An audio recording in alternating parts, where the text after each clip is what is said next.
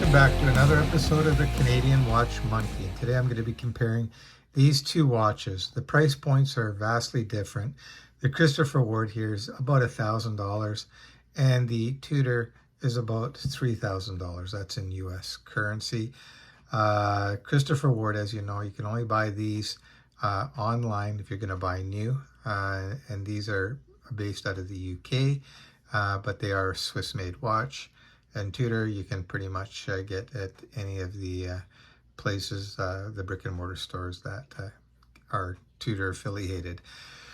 So anyway, price withstanding, I just wanted to compare these two just to show you the differences between a $1,000 watch and a $3,000 watch. I'm going to get a little bit closer in a moment, but the similarities are that they're both field type watches.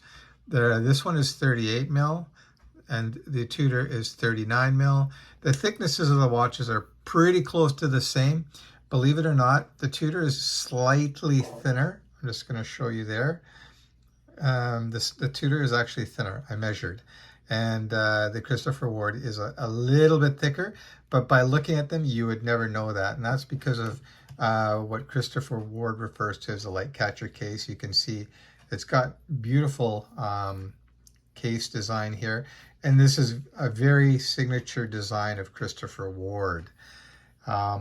What else? Water resistance. This one will go to the Christopher Ward. This is rated at 150 meters. The Tudor Ranger is 100 meters. So this is a little bit more water resistant. They have both screw down crowns. You can see here, I'm just going to zoom in a little bit for you guys so you can see. So it's got a signed screw down crown with the Christopher Ward logo. And the crown action on this is very nice. You just unscrew it and it has a nice pop to it. And yeah, and then you can set the date by pulling out one more notch. For hand winding, in this position, you just wind, and it is very smooth. And the re-engagement back into the case is very nice as well. You just push in and you give it a turn and it threads right away. So no issues here with the Christopher Ward whatsoever. I found that the Tudor is actually very nice as well. So when you unscrew the crown on the Tudor, it has a nice pop, and then you can hand wind it. And believe it or not, the Christopher Ward winding is a little bit smoother than the Tudor. Now, the older Tudor models are using the same movement as the Christopher Ward, which is the Sleeta SW200. And I think these were using the SW200 or the ETA, which is basically the same thing, just by a different company. Just let me write that down for you guys. Both of these watches are chronometer certified, which means that they're regulated in multiple positions from between -4 to +6 seconds per day. So both these watches are very accurate. The power reserve on them is slightly different. On the Tudor, you have a 70-hour power reserve. On the Christopher Ward, it's a 38-hour power reserve. If you wear your watches all the time, this is going to make very little difference to you because the watch will be always in a state of wind if you're wearing it. Both very good looking watches. Both these watches you can get on bracelet, you can get them on leather, and you can get them on like this hybrid kind of strap where it's a canvas rubber combination. I think both these watches look really nice on their bracelets. The bracelets are excellent on both, and I've actually got the Christopher Ward bracelet here. I can show that to you in a bit if you'd like to see that. But the Tudor bracelet is excellent. Look at the case backs on these two watches. You can see it's got some information back there. And it's very, very plain. It's a screw down back. This is also a screw down back. And it's got some nice embossing there. All right. So definitely the Christopher Ward has a little bit, actually considerably more detail on the case back compared to the Tudor. As far as legibility goes, I would definitely give that to the Tudor. The Tudor is much more legible. It's got bigger numbers, markers, more lume on the hands as well. So if that's a priority of yours, then definitely the Tudor will win that. Both dials are matte. You can see that the seconds hands there, they're both red tipped. This one on the Tudor has a little bit of lume as well, whereas the Christopher Ward does not. Case length, okay, that's where you're going to see the major difference here. Now the Tudor wears considerably bigger than the Christopher Ward. So if we measure the lug to lug distance, I'm just going to zoom back out here, guys. Oops, sorry. Okay, so the lug to lug is going to be a lot shorter on the Christopher Ward. So the lug to lug is that measurement there. We're coming at 43.3, and I think this is going to be around 47 or 48. 47.5 on this. So that's one of the reasons why this will wear bigger. I'd say the dial real estate is very similar. This might have a slightly bigger dial than on the Christopher Ward, but not by much. They're both really handsome watches. What else can I tell you about them? Both obviously have sapphire crystals. They're both running at 28,800 beats per hour. And what else? I guess that's basically about it. Now, it was kind of interesting. I showed these watches to a few of my friends and colleagues that aren't into watches. And I showed them both watches. I said, which do you think is the nicer watch? Which would you take? And which do you think is more expensive? And most of the people that didn't know about watches actually took the Christopher Ward. They like the dimensions better. They like the sleekness of the case. They like the case back. And I would have to agree with them as far as the looks go. You got to give it to the Christopher Ward. This Gen 1 of the Sandhurst is very handsome. The Gen 2 Sandhurst is a little bit more similar to this. It's got very similar handset.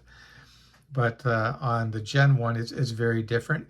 For me personally, I like the more vintagey look that this edition has, the Gen 1. Price-wise, I think I mentioned, this is about $3,000. This is about $1,000. That would be in American dollars. Both really great watches. It's just, how deep is your budget or your pockets, I should say. I can't really say one is definitively better than the other. I can say definitively, though, that the Christopher Ward is a much more value-packed watch than the Tudor.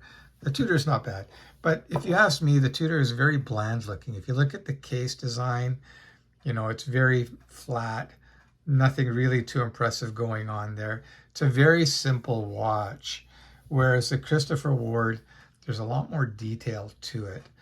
Now, I'll throw both of these on my wrist so you can have an idea what they look like.